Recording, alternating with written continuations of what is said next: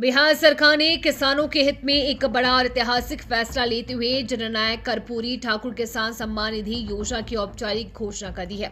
राज्य विधानसभा में बजट पेश करते हुए वित्त मंत्री विजेंद्र प्रसाद यादव ने कहा है कि अब बिहार के किसानों को केंद्र सरकार की प्रधानमंत्री किसान सम्मान निधि योजना के तहत मिलने वाले 6,000 रुपए के अतिरिक्त राज्य सरकार की ओर से सालाना 3,000 रुपए और दिए जाएंगे। इस तरह राज्य के किसानों को अब कुल 9,000 रुपए प्रतिवर्ष की सीधी आर्थिक सहायता प्राप्त होगी, जिससे उनकी आर्थिक स्थिति को मजबूती मिलेगी और खेती से जुड़ी बुनियादी जरूरतों को पूरा करने में मदद मिलेगी। वित्त मंत्री ने स्पष्ट किया है कि जननायक कर्पूरी ठाकुर किसान सम्मान निधि योजना के तहत दी जाने वाली राशि किसानों के बैंक खातों में प्रत्यक्ष लाभ अंतरण यानी डीबीटी के माध्यम से भेजी जाएगी।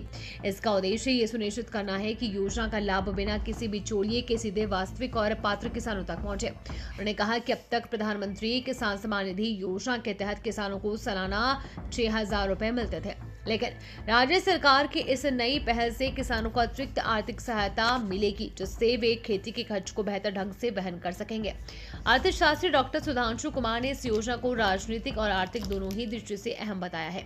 उनके अनुसार ये योजना न केवल किसानों को सीधी नकद सहायता बढ़ाने का काम करेगी, बल्कि सरकार की प्राथमिकताओं को भी स्पष्ट करती है।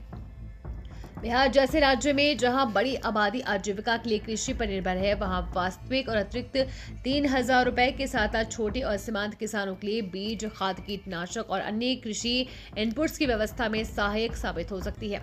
ऐसे किसानों को साहूकारों और कर्ज पर निर्भरता कम करने में भी मदद मिलेगी।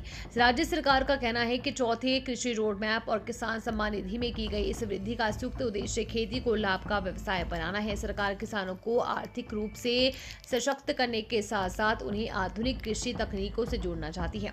बजट भाषण में ये भी संकेत दिया गया है कि आने वाले समय में किसानों को बाजार तक सीधी पहुंच, भंडारण सुविधाओं का विस्तार, कोल्ड स्टोरेज और कृषि आधारित उद्योगों को बढ़ावा देने पर विशेष ध्यान दिया जाएगा। सरकार का मानना है कि इन प्रयासों से न केवल किसानों की आय बढ़ेगी, बल्कि ग्रामीण अर्थव्यवस्था को भी नई गति मिलेगी।